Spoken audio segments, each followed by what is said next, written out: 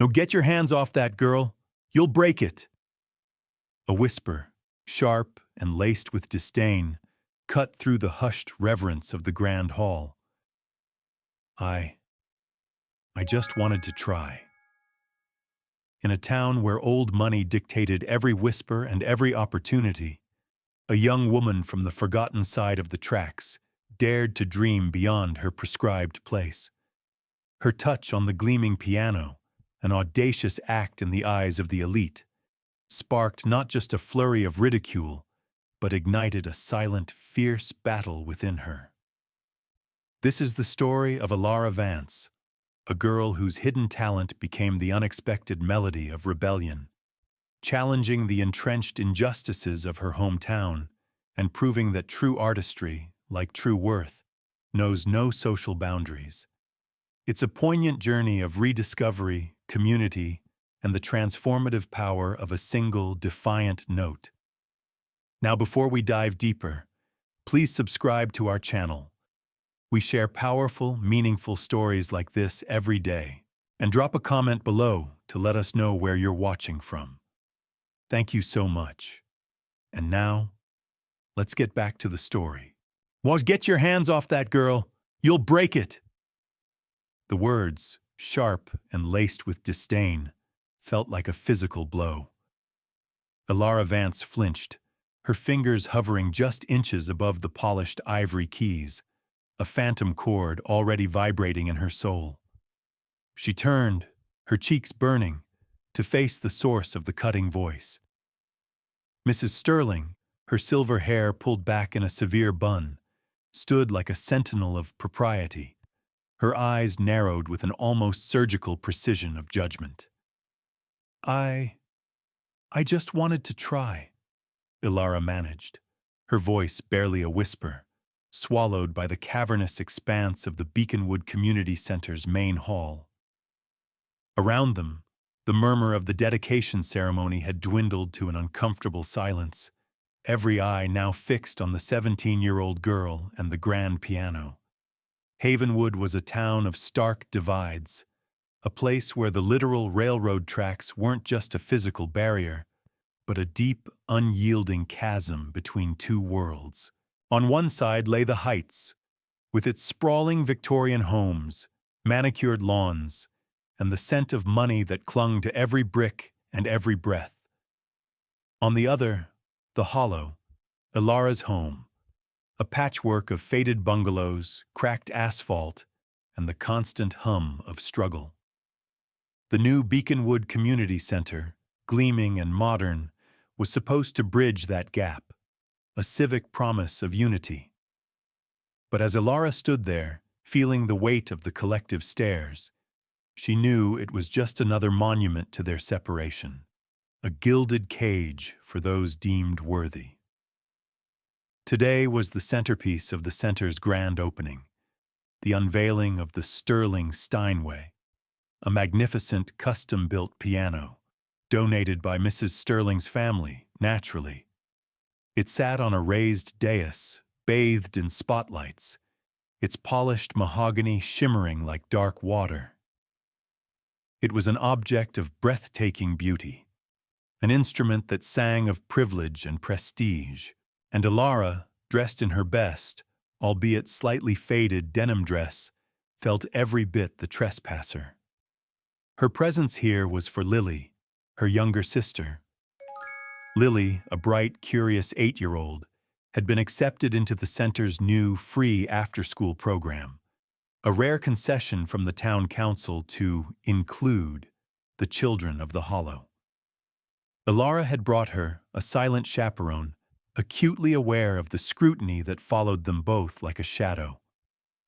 While Lily was captivated by the vibrant art displays, Alara had drifted, drawn by an invisible thread, to the piano. She'd never seen anything like it up close. The only piano she'd ever touched was a derelict upright in a dusty thrift store, its keys yellowed and many silent. But even that broken instrument had whispered secrets to her, had ignited a longing she'd kept hidden deep within.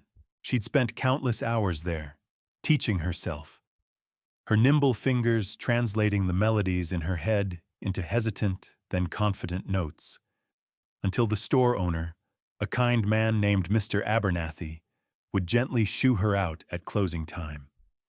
Her hands, usually calloused from working odd jobs, stacking shelves at the corner store, weeding gardens for Mrs. Gable down the street, now felt strangely delicate, trembling with an almost unbearable yearning. She'd watched as Mayor Caldwell, a man whose smile never quite reached his eyes, delivered a speech praising Mrs. Sterling's generosity, the spirit of community, and the enrichment for all. Ilara had heard those words before, hollow echoes in the empty promises that rarely reached the hollow. But the piano was real. Its presence felt like a challenge, an invitation, a silent question. Her hand had moved without conscious thought, drawn by an irresistible magnetic force. She hadn't intended to play, just to touch, to feel the cool, smooth surface that held so much unspoken music. But the moment her fingers had neared, a collective gasp had rippled through the gathered crowd of Havenwood's elite. The sharp rebuke from Mrs. Sterling had followed instantly, amplified by the hushed tension of the room. A few snickers erupted from a group of teenagers near the punch bowl, children of the Heights, their faces a mixture of amusement and thinly veiled contempt. One girl, Chloe Davison, whose father owned half the town's real estate, openly rolled her eyes.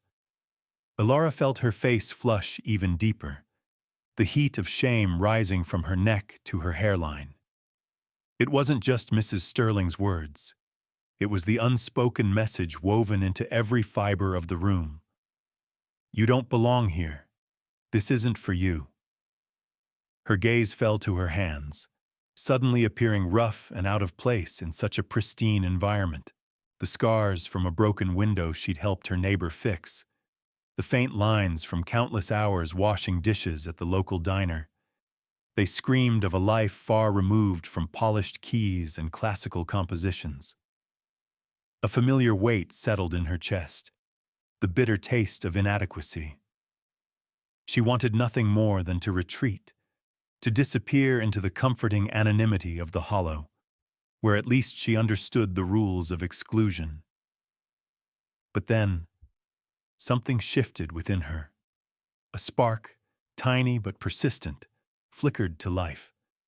All her life, she'd been told to stay in her lane, to know her place.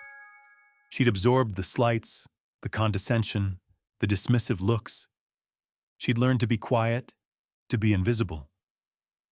But the piano, shining under the lights, felt different. It wasn't just a rich person's toy.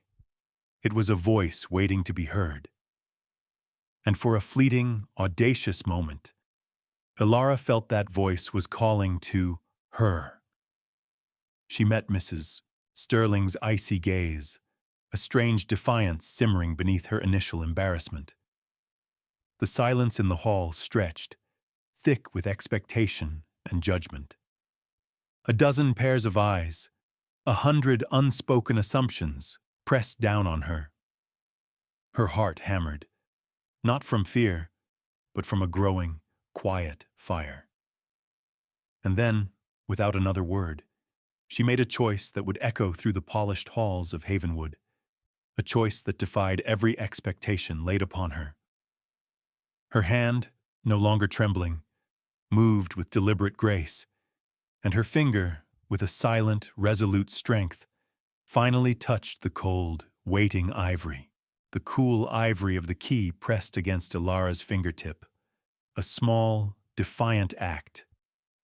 A single note, clear and pure, resonated through the stunned silence of the Beaconwood Community Center. It was a C, perfectly struck, but it might as well have been a thunderclap. Mrs. Sterling's mouth tightened into a grim line, a flicker of outrage in her eyes. The snickers from Chloe Davison's group died on their lips, replaced by an odd, almost confused stillness. Ilara didn't look up. Her gaze was fixed on the keys, on the endless possibilities they presented. Fear still gnawed at her, a tight knot in her stomach, but it was being rapidly consumed by an exhilarating current of adrenaline. This wasn't just about the piano anymore. It was about every dismissive glance, every whispered judgment, every barrier erected between her world and theirs. This was her chance, however fleeting, to speak. Her fingers, with a grace that belied their rough history, found their rhythm. Not a hesitant, self-taught fumbling, but a confident, fluid dance.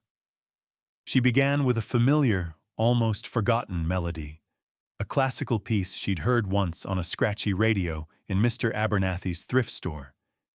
It was a simple, elegant air, one that usually floated delicately. But under Ilara's touch, it gained a subtle, fierce undercurrent, a raw emotional depth that transformed its polite beauty into something profoundly soulful. The initial shock among the well-heeled audience began to morph into something else. Curiosity, then disbelief. Whispers started, not of derision, but of wonder. Who is that girl?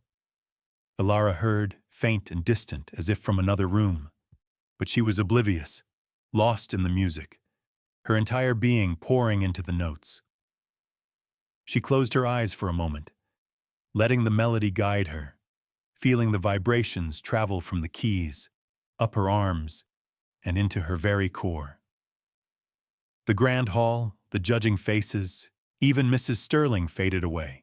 There was only the piano, and her, and the story she needed to tell. The classical piece, a delicate framework, slowly began to shift. Her self-taught instincts took over, weaving in unexpected chords, powerful dissonances, and sudden soaring resolutions. It wasn't a practiced rendition. It was a spontaneous, breathtaking improvisation, a raw outpouring of every unspoken dream, every quiet frustration, every resilient hope she carried.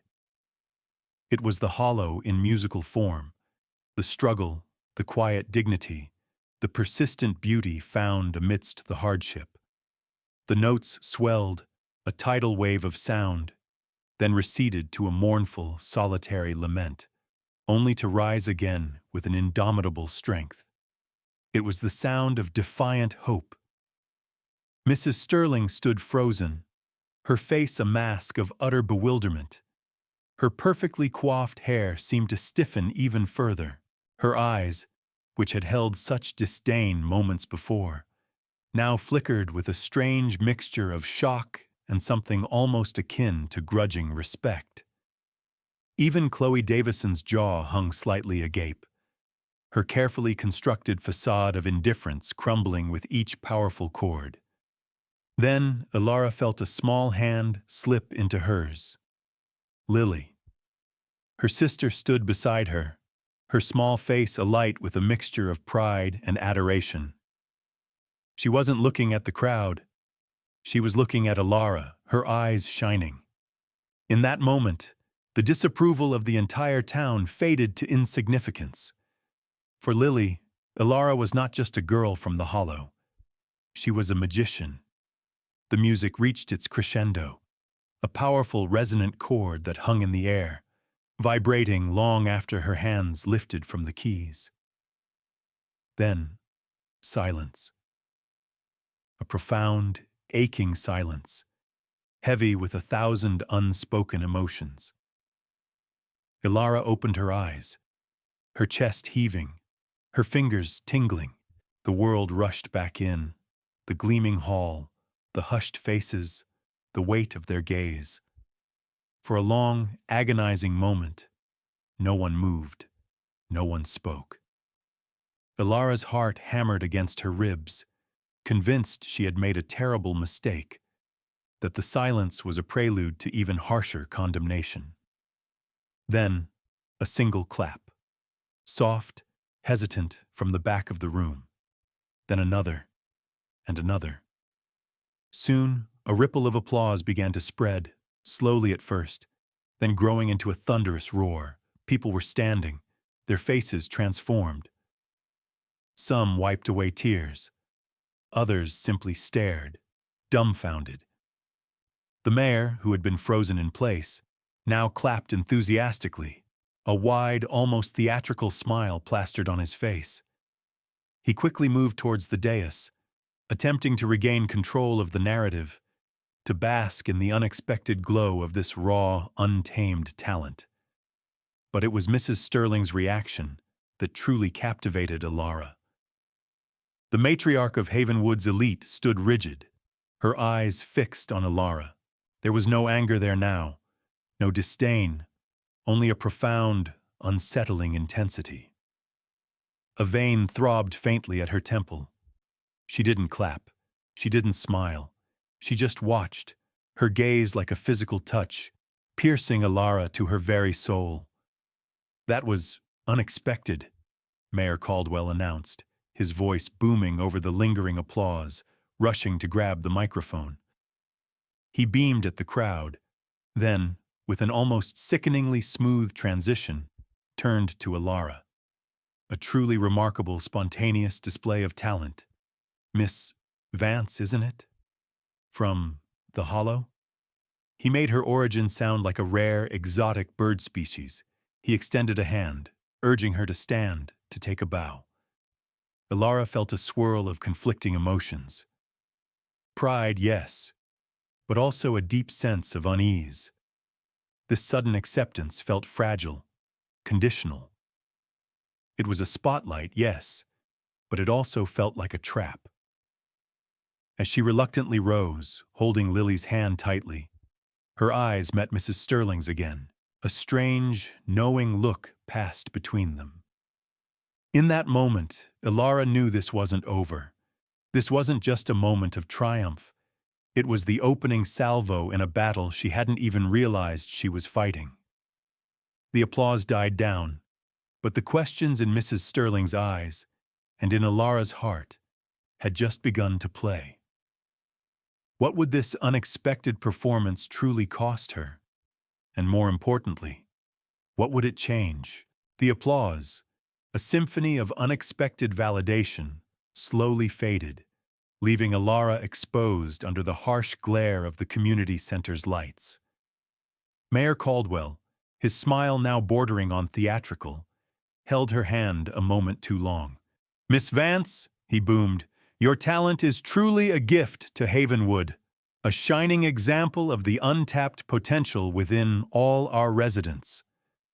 He emphasized all with a flourish, as if personally bridging the chasm between the heights and the hollow with his carefully chosen words. Alara felt a chill, despite the heat of the spotlight. His enthusiasm felt hollow, like the promises that rarely materialized on her side of the tracks.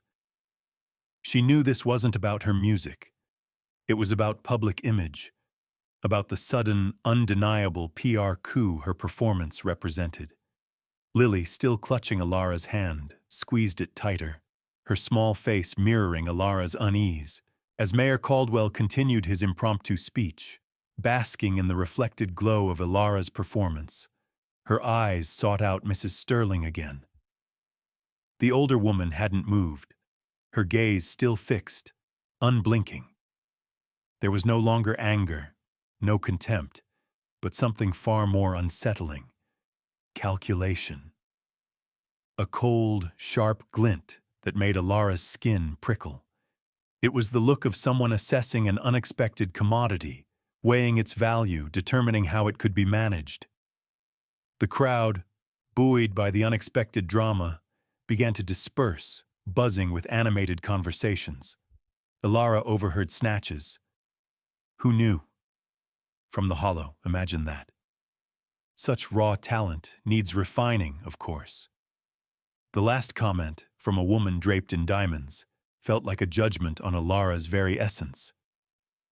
As she tried to guide Lily discreetly towards the exit, a hand clamped firmly on her arm. Mrs. Sterling. Her grip was surprisingly strong, her eyes like chips of ice.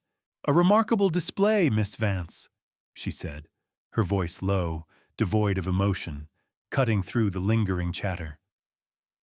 "Unexpectedly powerful," Ilara stammered. "Thank you, Mrs. Sterling." The words felt inadequate. "Don't misunderstand," the older woman continued, leaning in slightly, her voice dropping to a conspiratorial whisper that only Ilara and Lily could hear. "Raw talent is one thing. Discipline and opportunity are quite another. This piano," she gestured to the Steinway, "is a symbol of excellence. It deserves a player who understands its significance, its lineage." Ilara felt a familiar knot of anger tighten in her stomach. "I understand music, Mrs. Sterling," she retorted, her voice firmer than she intended.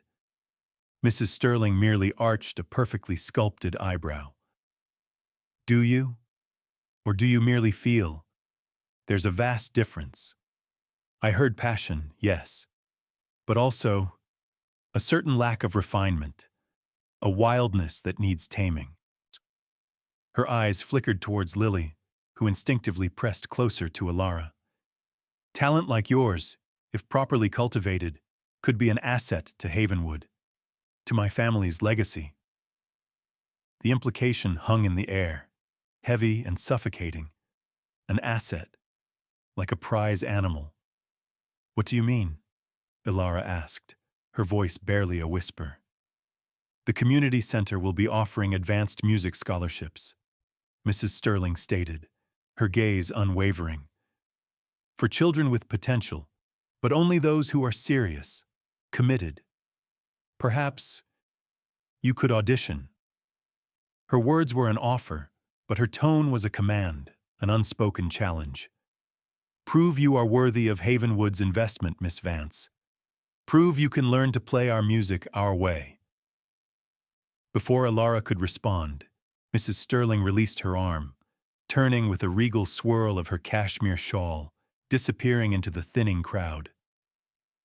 Ilara stood there, her mind reeling. An audition? A scholarship? It sounded too good to be true, and yet the chilling undertone of Mrs. Sterling's words suggested it came with invisible strings, expectations that could suffocate the very music she loved. This wasn't an invitation.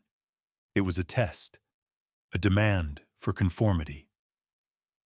As she and Lily finally stepped out into the cool evening air, the bustling streets of the Heights felt alien, the grand houses looming like silent, judgmental sentinels.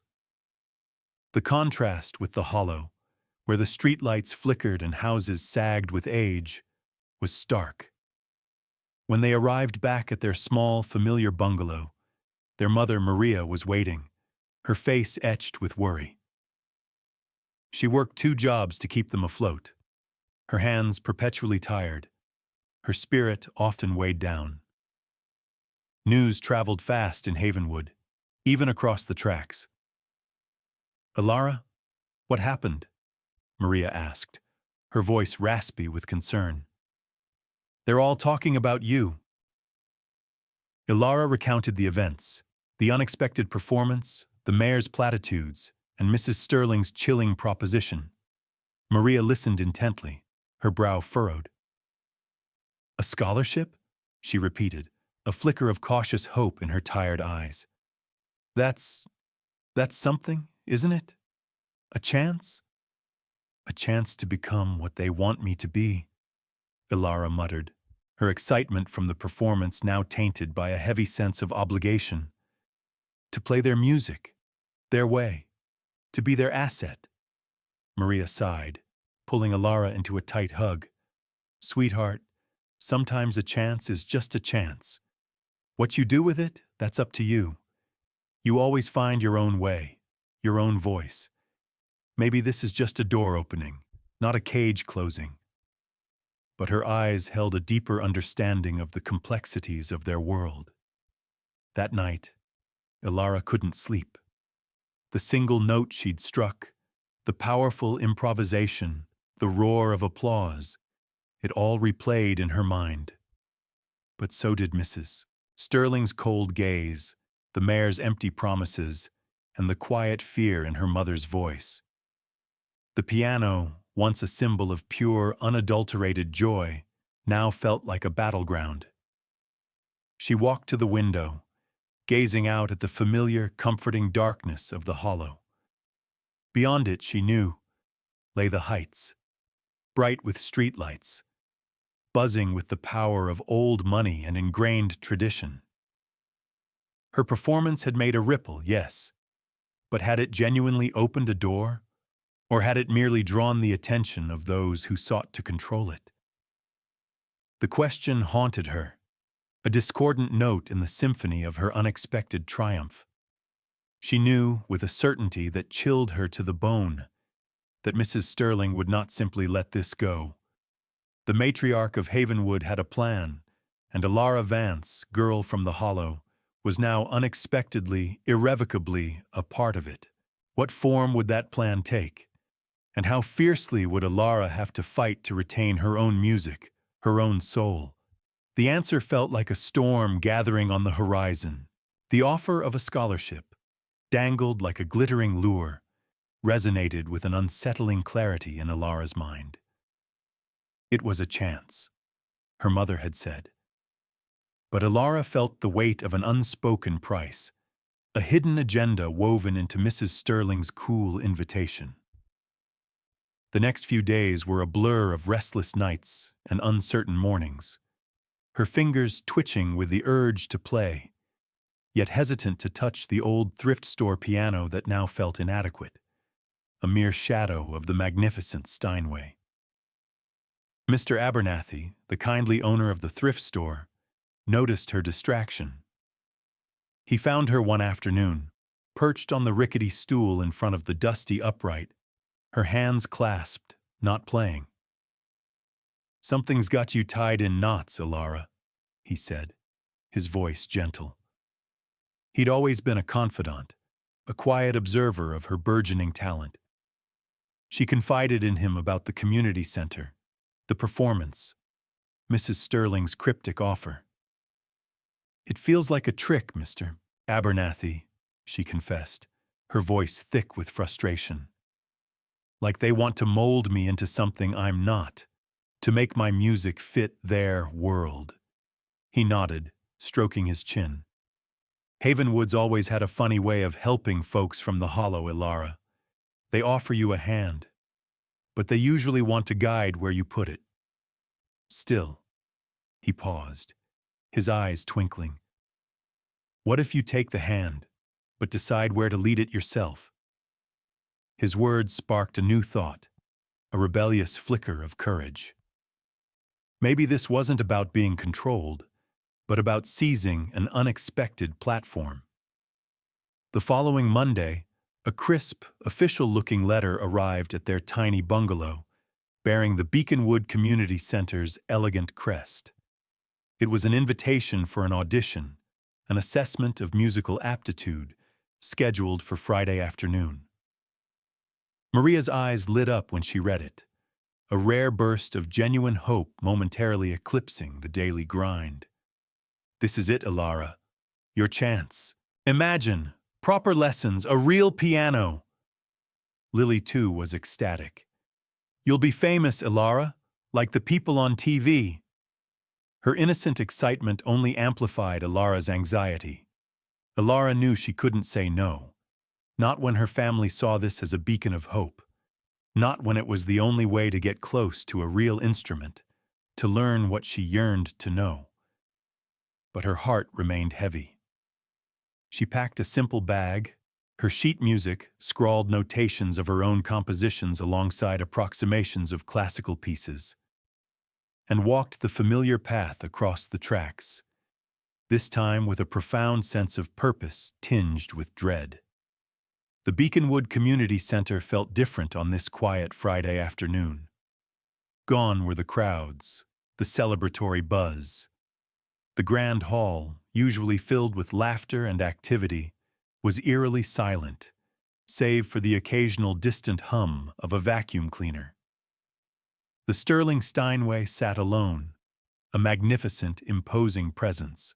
When Ilara entered the audition room, she found not a panel of music teachers, but just one figure, Mrs. Sterling. She sat rigidly at a small table, a sharpened pencil in her hand, a stack of blank sheets before her. Her eyes, cool and analytical, met Ilara's. "Miss Vance," she said, her voice dry. "Welcome. I believe your audition is at 4 o'clock. I thought there would be others," Ilara stammered, surprised and disoriented. "For the initial screening, I prefer a more intimate setting," Mrs. Sterling replied, her lips barely curving into something that wasn't quite a smile. "My family funds this scholarship, Miss Vance. I oversee its distribution. Please sit."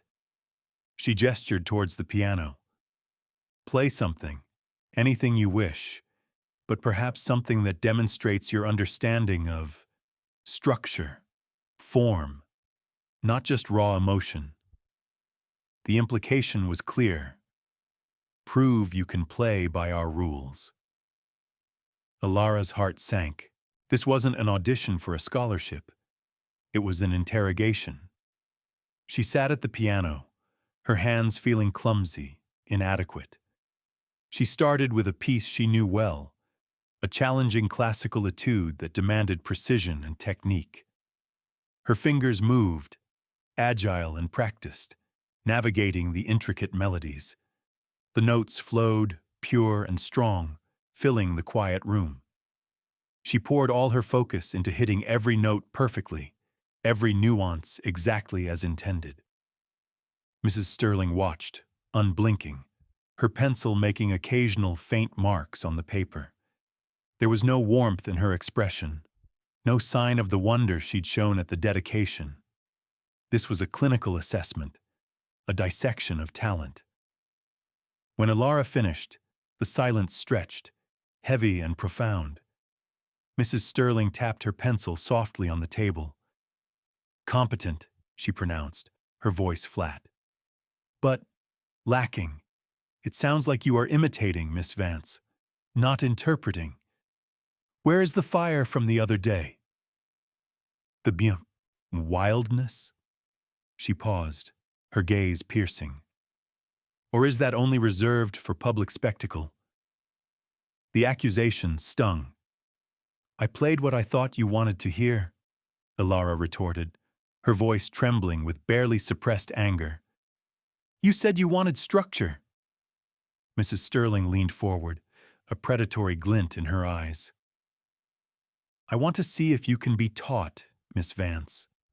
If you can channel that raw energy into something acceptable, something that reflects positively on Havenwood and on this institution. Can you do that? Can you sacrifice a piece of your own style for the greater good of an opportunity?" Ilara stared at her, the weight of the question pressing down on her. Could she?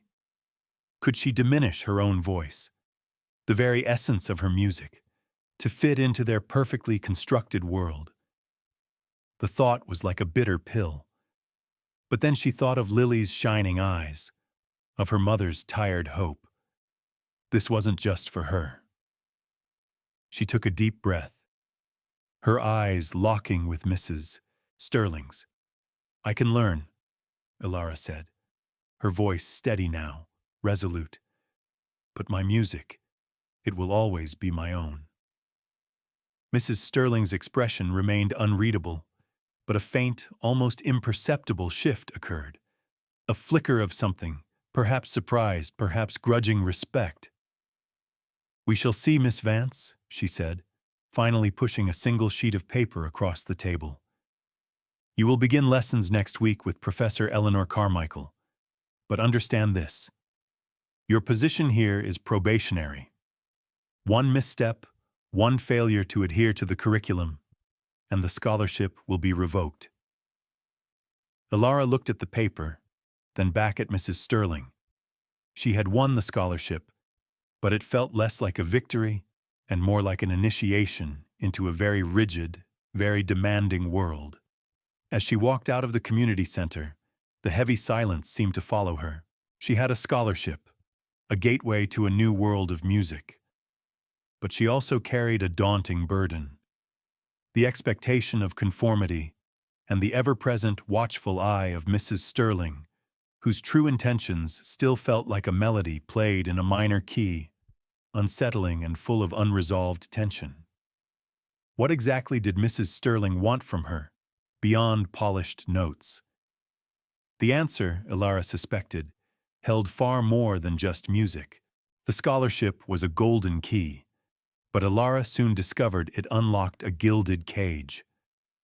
Professor Eleanor Carmichael, a woman whose stern features were softened only by a perpetually neat bun and glasses perched on her nose, was as unyielding as the granite steps leading to the Beaconwood Community Center. Her first words to Ilara were not a welcome, but a declaration.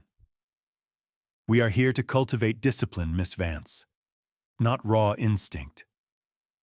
The lessons began, an intense immersion into the world of classical music. Scales, arpeggios, etudes, Ilara drilled them with tireless precision. Professor Carmichael demanded perfect posture, a detached, almost scientific approach to finger placement, and an unwavering adherence to the score. "The composer's intent, Miss Vance, is paramount," she'd say, tapping a ruler against the music stand, her voice firm. "Your feelings are secondary." Ilara tried. She truly did. She would spend hours after her lessons, her hands aching, meticulously practicing the prescribed pieces. The piano, the magnificent Sterling Steinway, felt different now. No longer an inviting voice, but a demanding master. It was beautiful, yes, but its beauty felt cold, its power constrained by the rigid rules of classical form. She missed the thrift store piano, its chipped keys and forgiving pedals, where she could simply play, letting the music flow from her heart without judgment. Here, every note felt weighed, measured, scrutinized.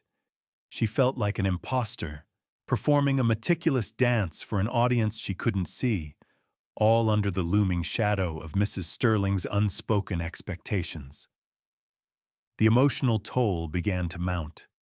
Her music, which had always been an escape, a solace, now felt like another chore, another demand.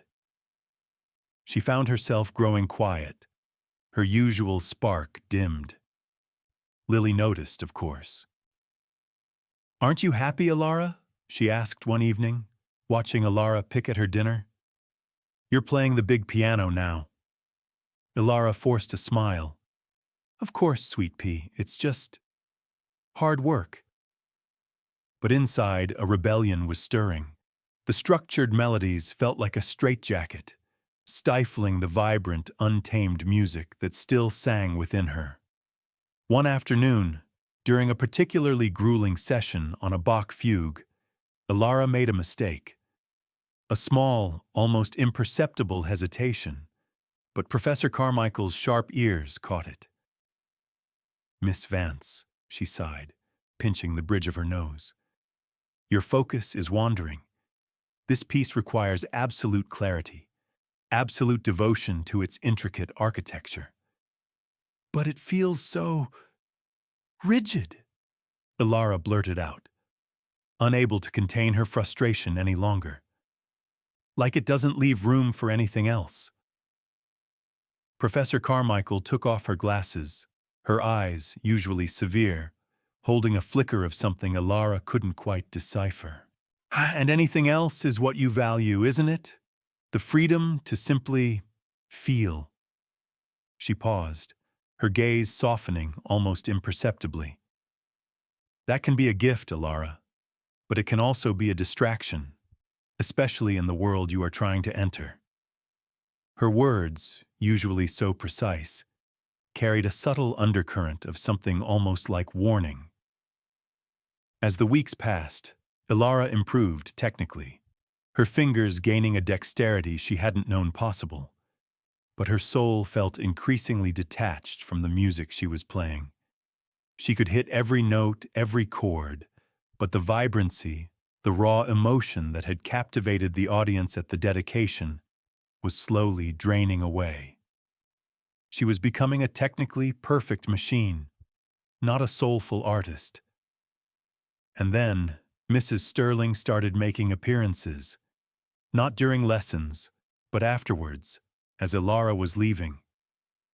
She would be sitting in the elegant lobby, sipping tea seemingly by chance. Her casual greetings, always laced with an unspoken assessment, felt like subtle interrogations.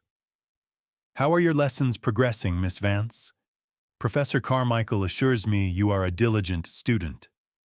Or, "I trust you are finding the proper repertoire stimulating." Each question was a gentle reminder of the tightrope Ilara walked, the unspoken condition of her scholarship. One evening, Mrs. Sterling didn't just question.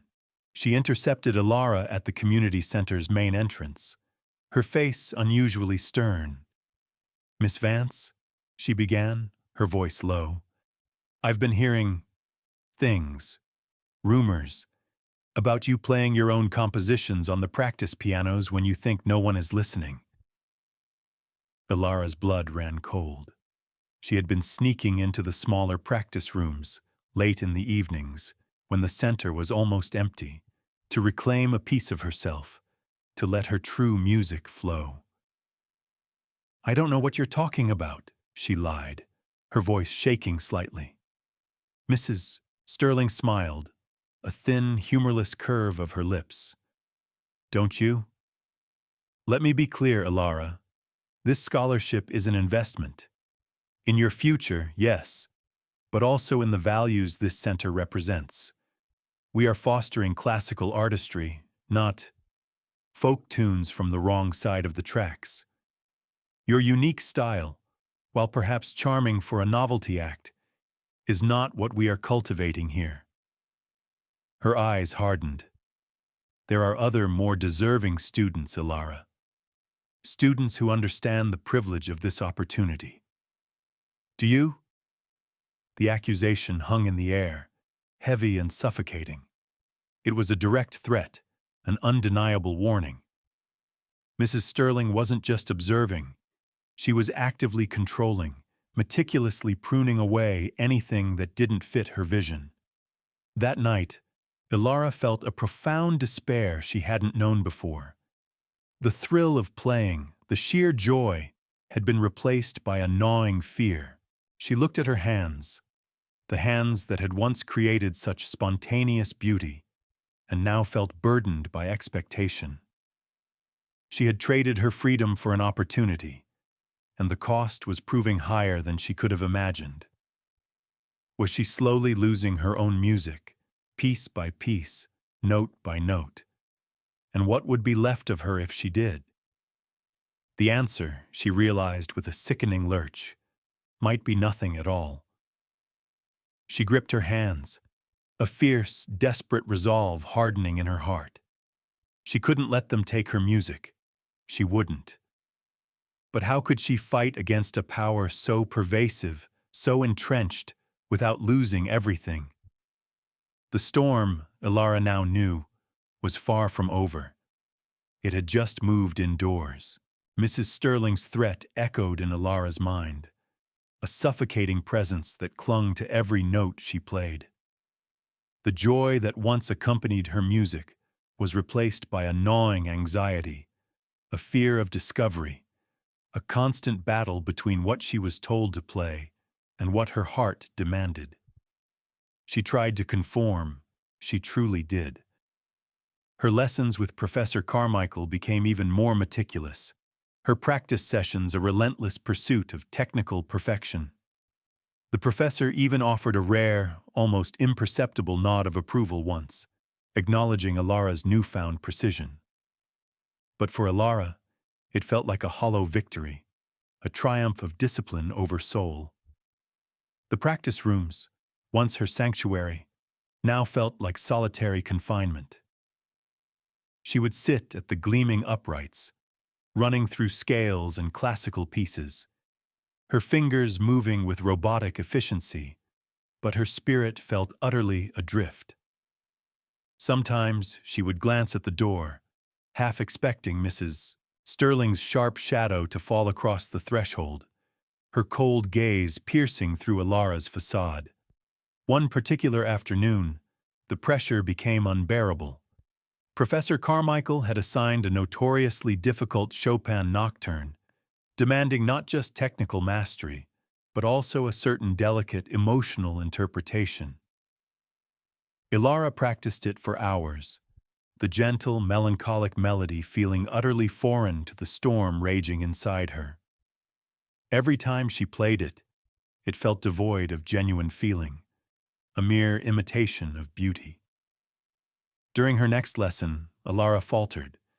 Not a missed note, but a missed feeling. Her interpretation was technically flawless, but emotionally barren. Professor Carmichael stopped her. "Ilara," she said, her voice softer than usual, yet still edged with disappointment. "Where's the heartbreak? The longing? This piece is a sigh, a tear. You are playing the notes, but you are not feeling them." Ilara's eyes welled up. "I don't know how to feel them right now, Professor," she confessed, her voice thick with unshed tears. "I feel lost." Professor Carmichael studied her for a long moment, a flicker of understanding passing through her usually stern eyes. "Music, Ilara, is a language, and like any language, it must speak from the heart to truly resonate. If you lose your connection to that heart, you lose everything." It was a moment of unexpected empathy, a small crack in the professor's rigid exterior, and it touched Ilara deeply. But it also terrified her. What if she was already losing it? What if the refinement they demanded was slowly killing her music? Outside the community center, the contrast to the hollow grew more pronounced. The streets of the Heights, usually bustling with manicured efficiency, now seemed to mock the quiet desperation of her own neighborhood. When she returned home, Mr. Abernathy often caught her sitting on her porch, staring blankly ahead. He'd offer her a warm smile, a cup of strong coffee, and most importantly, a listening ear. "You look like you're carrying the weight of the whole world, Ilara," he said one evening, settling onto the rickety step beside her. She confided in him again, the pressure, Mrs. Sterling's threats, the fear of losing her own voice. "It feels like I have to choose, Mr. Abernathy," she whispered, her voice raw, "between the scholarship, the chance for Lily, for Mama, and my own music." Mr. Abernathy looked out at the darkening sky, a thoughtful expression on his face.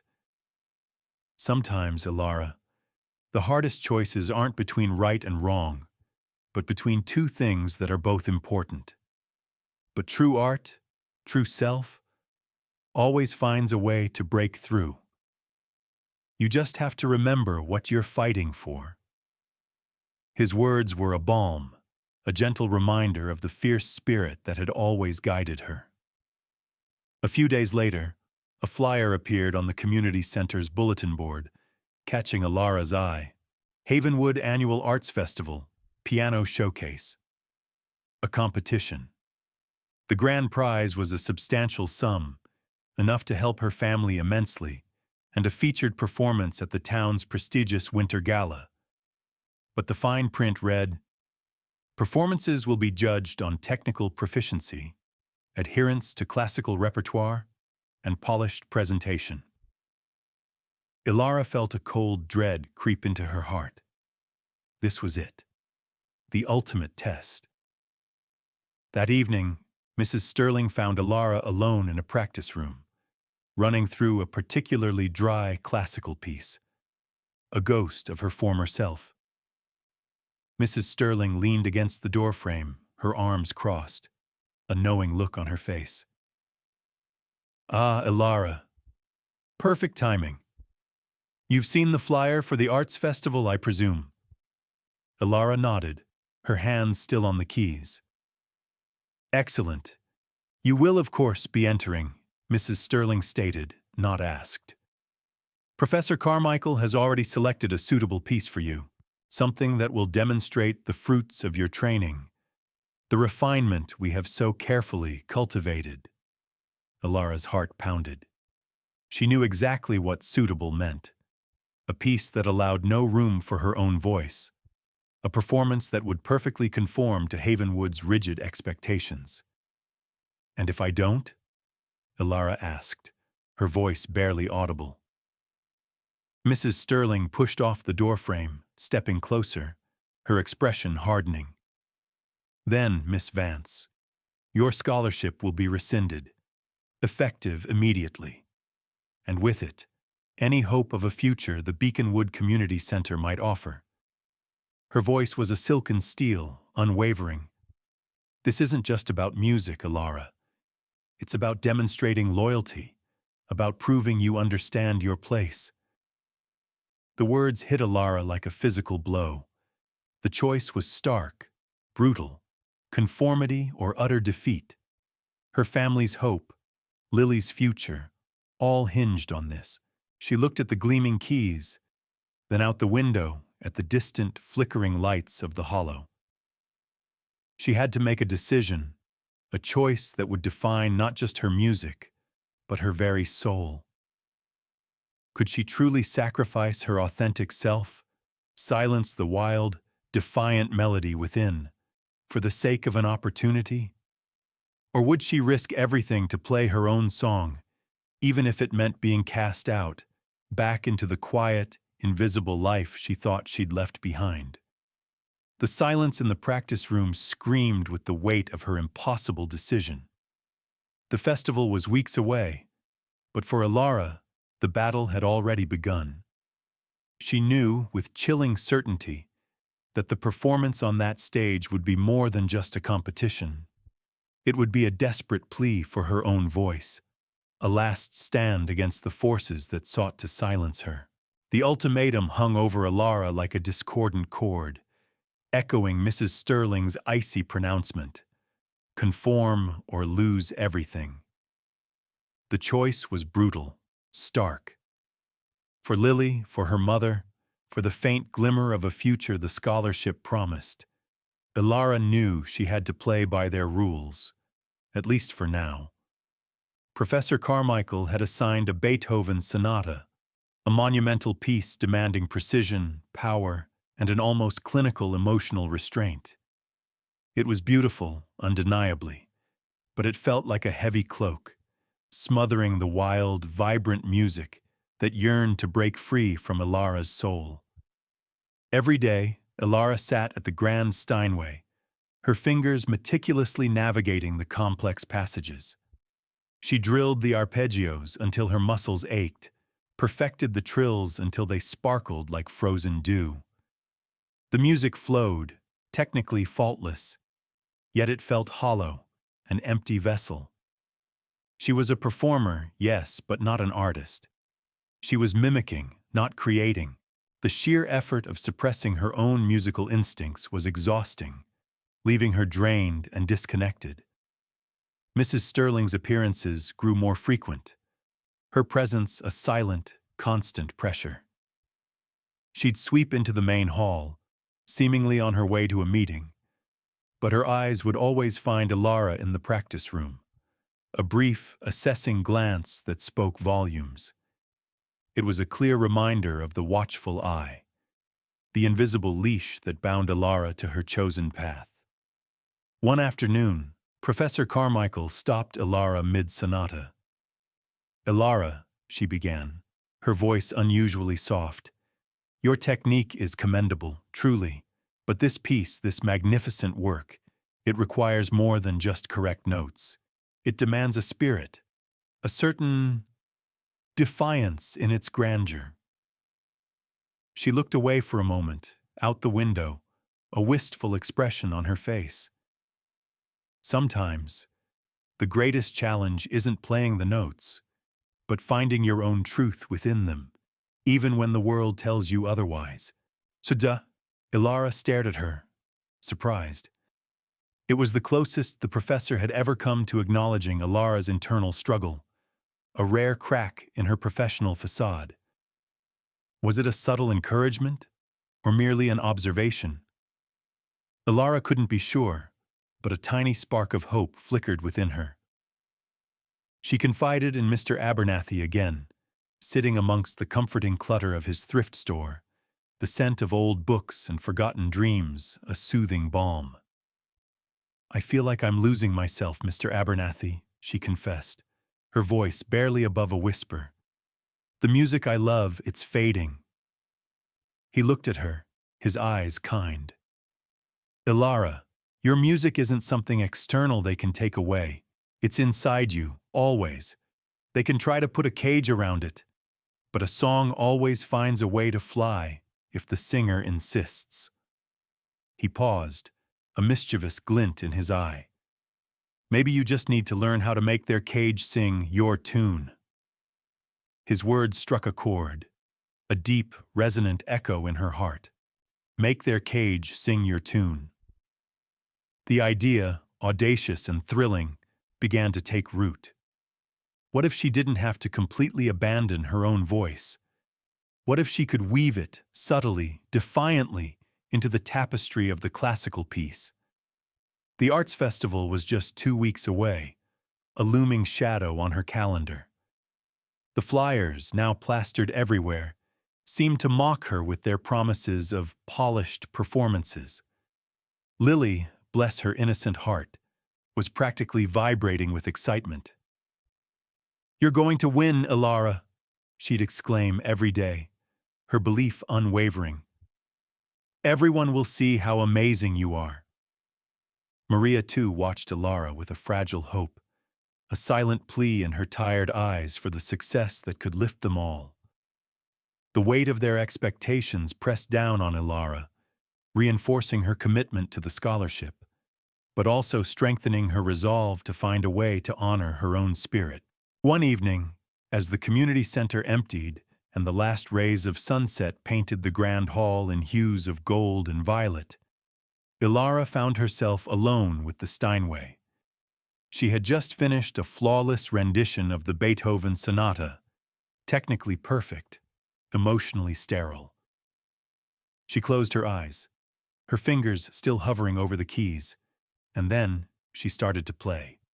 Not the sonata, not her own wild compositions. She began to experiment. She played the opening theme of the sonata, but then, almost imperceptibly, she began to alter a chord, to shift a rhythm, to weave in a subtle dissonance that was uniquely hers. It was like taking a classical masterpiece and whispering a secret, a small, defiant message within its grandeur. It wasn't overt rebellion, not yet, but it was a seed of something new, a fusion of two worlds.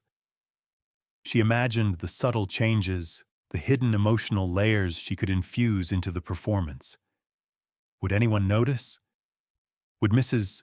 Sterling, with her keen, critical ear, detect the faint tremor of Ilara's true self trying to break free? The thought thrilled and terrified her. It was a perilous tightrope walk, a gamble with her entire future, but the alternative, a lifetime of playing music that felt hollow and lifeless, was even more terrifying. A fierce resolve solidified in her heart. She wouldn't just play the Beethoven sonata, she would play her Beethoven sonata. She would interpret, not just imitate. She would speak her truth, subtly, within the confines of their expectations. As she played, a familiar warmth spread through her, a rediscovery of the joy that had been so long suppressed. This was her music, fighting its way back. But the question remained. Would her subtle act of defiance be enough to satisfy Mrs. Sterling's rigid demands, or would it be the final, fatal misstep that cost her everything?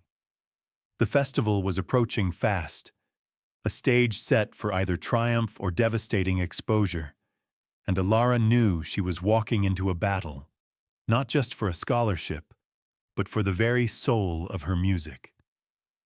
She looked at her hands, the hands that carried the hopes of her family, and knew the fight was far from over. In fact, it had just truly begun. The decision, made in the quiet, fading light of the community center, felt like a thunderclap within Ilara's soul.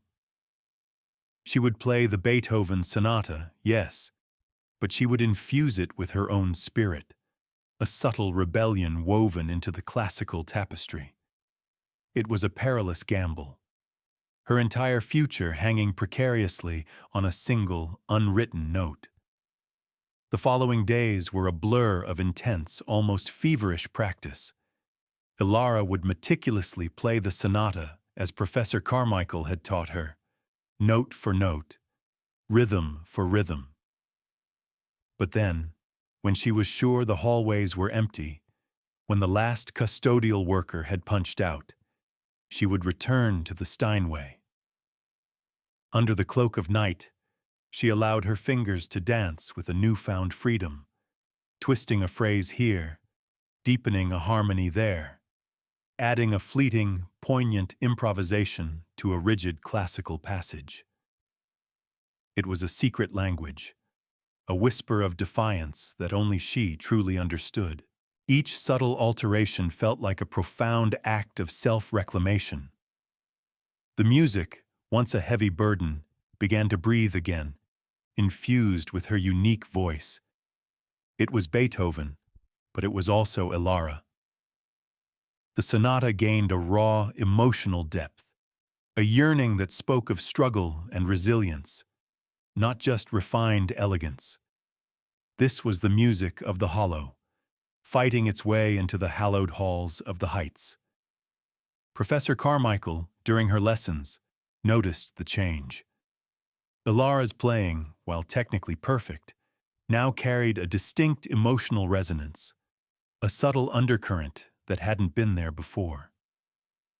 One day, after Ilara finished a particularly expressive passage, the professor paused, her gaze fixed on Ilara.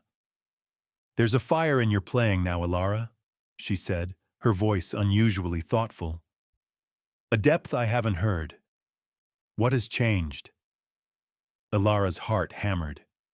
Had she been found out? "I'm just trying to connect more deeply with the composer's intent, Professor," she replied, a carefully practiced lie.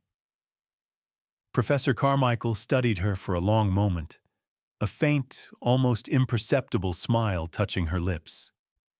"Indeed," she murmured, a hint of something Ilara couldn't quite decipher in her eyes. Sometimes, the deepest connection is found when the player brings their own soul to the piece. Continue to explore that, Ilara, but remember the boundaries. It wasn't a condemnation, but a warning, a delicate tightrope walk between artistic expression and established rules. Ilara realized Professor Carmichael, too, perhaps understood the subtle rebellion, the yearning for a unique voice. It deepened Ilara's resolve, giving her courage. But Mrs. Sterling's surveillance was less forgiving. She continued her daily chance encounters, her eyes like a hawk, piercing through Ilara's practiced composure. One afternoon, as Ilara left a practice room, Mrs. Sterling stepped out from behind a pillar, her face etched with a chilling knowingness. "Such dedication, Miss Vance," she said, her voice smooth as silk. "I often hear echoes from the practice rooms. The melodies are quite distinct. I trust you are maintaining the integrity of the curriculum." Ilara's breath caught in her throat. Had she heard? Did she suspect?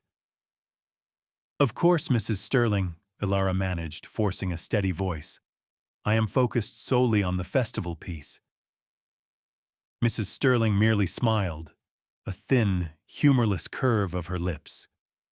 "Excellent. Havenwood expects nothing less than perfection, Ilara, especially from those who represent its future."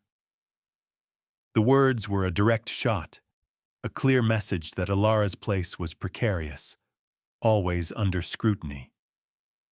The pressure mounted with each passing day.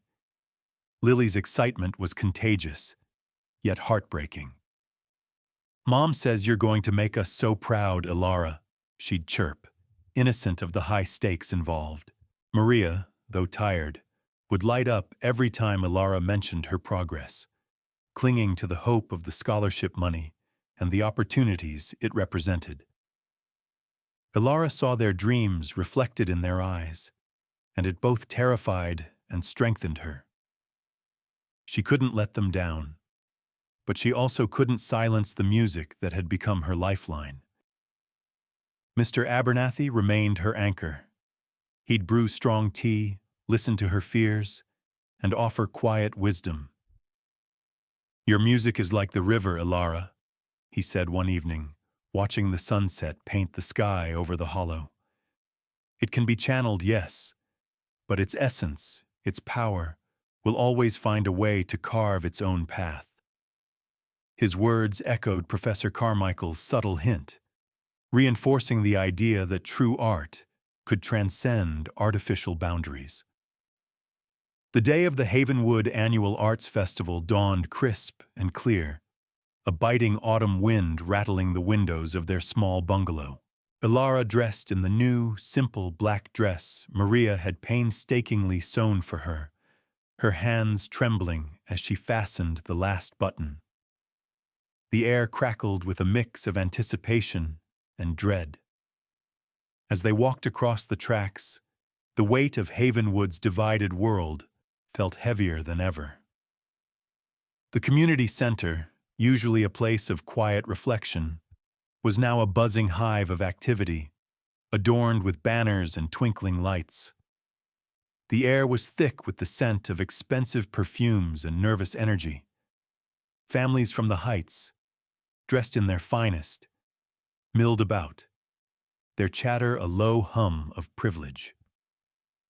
Ilara's heart pounded as they entered the main hall, now transformed into a performance space. A large stage, bathed in spotlights, held the gleaming, sterling Steinway, a silent sentinel awaiting its moment. Backstage, a flurry of nervous contestants paced, their instruments clutched tightly. Ilara found Professor Carmichael, who offered a brief, reassuring smile, and then her gaze fell on Mrs. Sterling, seated in the front row, a formidable figure in a deep sapphire dress, her expression unreadable. Just as her name was called, "Next up, Ilara Vance," a wave of nausea washed over her. She took a deep, shaky breath, her hands clammy. This was it, the moment of truth. She glanced at Lily and Maria, seated near the back, their faces full of hopeful anticipation. Then, she walked onto the stage, the spotlight blinding, the murmur of the crowd a distant roar. She sat at the piano, her fingers hovering over the keys, the familiar weight of the sonata and the wild pulse of her own music battling within her.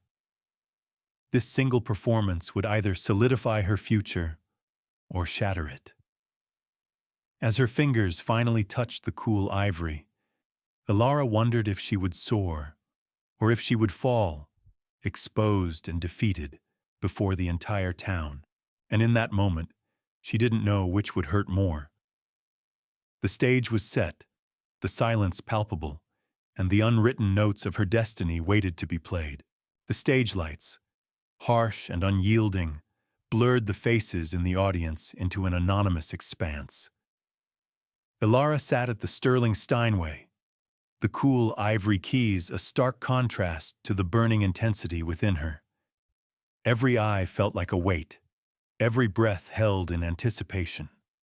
Lily and Maria's hopeful faces, Mrs. Sterling's formidable presence in the front row, Professor Carmichael's watchful gaze, they all pressed down on her, demanding perfection, demanding conformity. A deep breath, a silent prayer. Then, her fingers descended. The opening notes of the Beethoven sonata flowed from the piano, pure and resonant. Ilara played with a technical precision that would have made Professor Carmichael proud. Every arpeggio was crystal clear, every chord perfectly voiced. The initial section was a flawless rendition, a testament to her weeks of rigorous practice. She could see Mrs. Sterling's head tilt almost imperceptibly, a hint of satisfaction flickering in her usually unreadable eyes. Ilara was playing by the rules. For a few minutes, she was the polished prodigy they expected. But beneath the surface of flawless execution, a storm brewed. The cold perfection felt like a betrayal of her own heart. The music, intended to soar, felt constrained. As she moved into the sonata's second movement, a quieter, more introspective passage, Ilara felt the subtle, defiant pulse of her own music begin to rise. She began to weave in the unwritten notes, the whispers of her true self. It started subtly. A sustained note held for a fraction of a second longer, infusing it with a yearning pathos. A slight alteration in dynamic, a sudden soft urgency where the score dictated a gentle ebb. These were not mistakes, but interpretations, small acts of artistic rebellion. The piece gained a new depth, a raw, poignant emotionality that transcended mere classical form. It was Beethoven, yes, but it was also the sound of the hollow, of struggle and resilience, of dreams clinging to life against all odds. Her fingers danced, no longer just executing notes, but telling a story. Her story. The sonata's melancholic beauty was amplified by a yearning that was distinctly Ilara's, a quiet desperation laced with unyielding hope. Her eyes, half closed, poured her soul into the keys. The audience, initially polite, grew utterly still. A ripple of something akin to wonder spread through the hall. Heads subtly leaned forward. Ilara risked a quick glance. Mrs. Sterling's satisfaction had vanished. Her brow was furrowed, her lips pressed into a thin line. She leaned forward, her gaze sharp, dissecting every note, searching for the crack in the facade. She heard it. Ilara knew she did. The subtle shift, the infusion of something wild and untamed into the polished classical structure. But Professor Carmichael, in contrast, had a faint, almost secret smile playing on her lips, a glint of pride in her eyes. It was a silent acknowledgement, an unspoken blessing for Ilara's bold defiance. Lily, in the audience, clutched Maria's hand, her eyes wide with a pure, unadulterated joy. She didn't understand the rules or the subtle transgressions, but she felt the raw emotion, the undeniable power of her sister's true voice. Maria, too, had tears silently tracing paths down her cheeks, recognizing the sacrifice and the triumph in Ilara's music. Even Mr. Abernathy, from the back row, offered a slow, knowing nod, a silent cheer for the spirit refusing to be caged. The music swelled, approaching the sonata's climactic third movement. Ilara poured every ounce of her being into it. The power she unleashed was not just technical, it was elemental. The tempo subtly shifted, picking up speed, then holding back, building tension that was breathtaking. The cadenza, a section usually played with precise flourish, became a soaring improvisation, a cascade of notes that still honored Beethoven's architecture, but exploded with Ilara's passionate, untamed spirit. It was audacious, it was beautiful, it was dangerous. The entire hall seemed to hold its breath. Even Chloe Davison and her friends, who had been whispering moments before, were now frozen, their faces slack with shock and an almost bewildered awe. Ilara was no longer just playing. She was channeling, a conduit for a furious, beautiful stream of raw artistry. She pushed the boundaries, taking risks, knowing that with every powerful, unconventional chord, she was risking everything. As the final, breathtaking passage unfolded, Ilara connected with every single note, imbuing it with the full force of her dreams, her struggles, her unshakable hope. The notes pulsed with life, a vibrant symphony that resonated not just in the air, but in the very souls of those who listened. Then, with a final, resonant chord, strong and undeniable, Ilara lifted her hands. The sound hung in the air, vibrating, echoing, a silent testament to the music that had just been unleashed. Silence. A profound, aching silence filled the hall, thicker and more potent than any applause. Ilara sat, chest heaving, her fingers tingling, the lingering vibrations of the piano still humming through her. She dared to look up. Mrs. Sterling sat rigid, her face a mask of furious, utter bewilderment. Her eyes, usually so controlled, were wide, a flicker of outrage battling with something else, something Ilara couldn't quite name. Disbelief, admiration. Then, a single clap. This time it wasn't from the back. It was from Professor Carmichael, who stood, her face radiant with a fierce, quiet pride. And then, the dam broke. A wave of applause, thunderous and immediate, swept through the hall. People rose to their feet, cheering, stomping, their faces a mixture of exhilaration and stunned reverence. Ilara had not just played the piano. She had touched something deep within them, something beyond notes and rules. She had played her truth, defiantly and beautifully. But as the roar of the crowd enveloped her, Ilara's eyes still found Mrs. Sterling, whose gaze was now fixed, not on the applauding crowd, but directly on Ilara, sharp and penetrating. What would be the consequence of this glorious, terrifying act of defiance? The scholarship, her future, everything hung in the balance, swaying precariously between the raucous joy of the crowd and the silent, unyielding judgment in Mrs. Sterling's eyes. The fight for her music and for her place in Havenwood had reached its ultimate, uncertain crescendo. The roar of applause, a deafening wave of affirmation, washed over Ilara.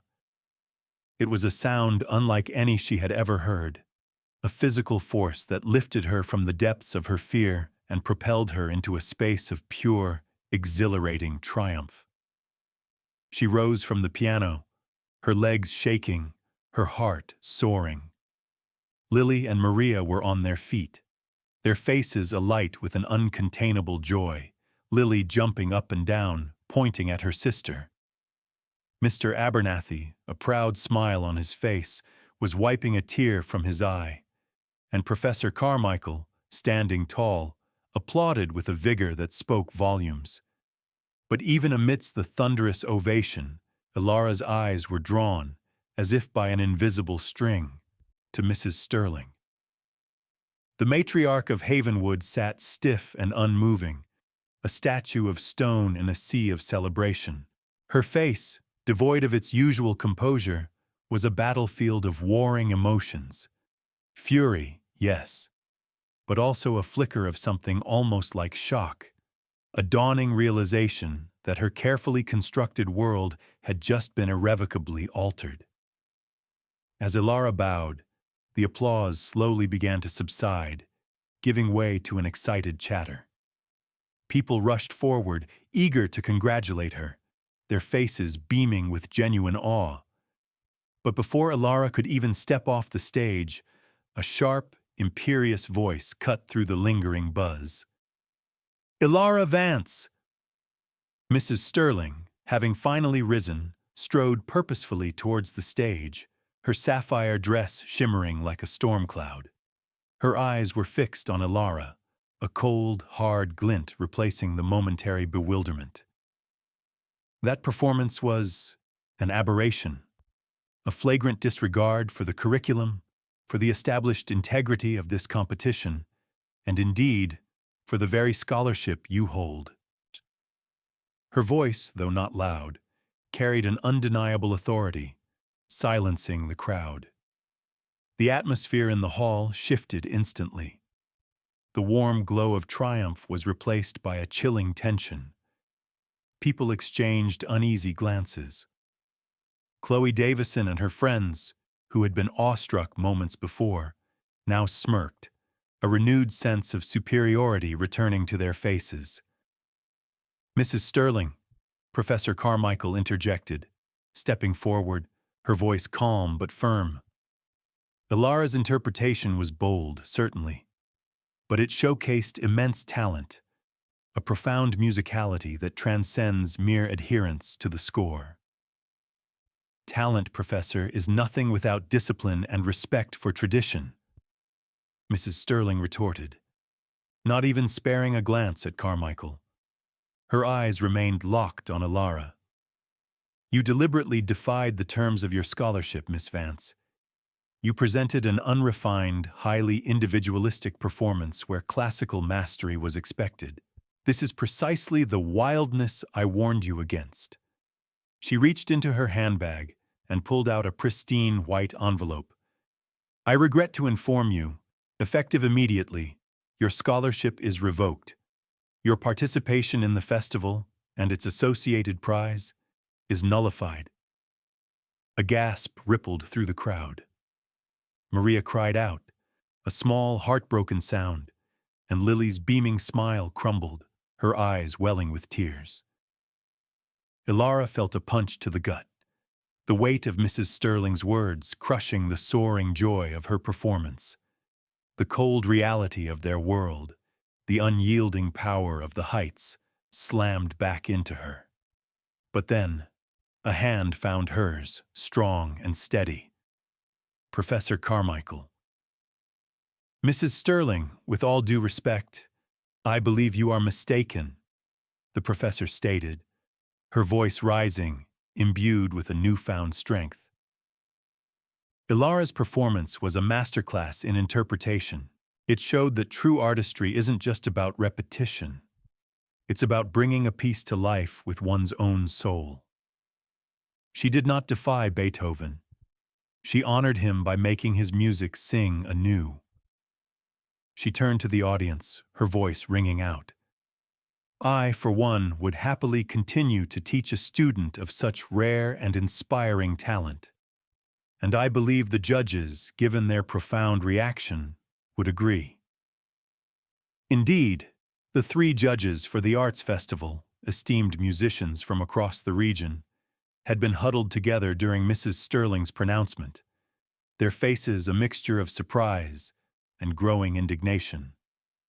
Now, the head judge, a renowned composer named Dr. Silas Blackwood, stood up. His voice, deep and resonant, boomed through the hall. "Mrs. Sterling, while we respect your family's patronage," Dr. Blackwood began, his gaze unwavering, "the purpose of this festival, and indeed of art itself, is to celebrate exceptional talent. Miss Vance's performance was nothing short of extraordinary. It was technically brilliant, emotionally profound, and utterly captivating. It moved us, truly moved us, in a way few performances ever do.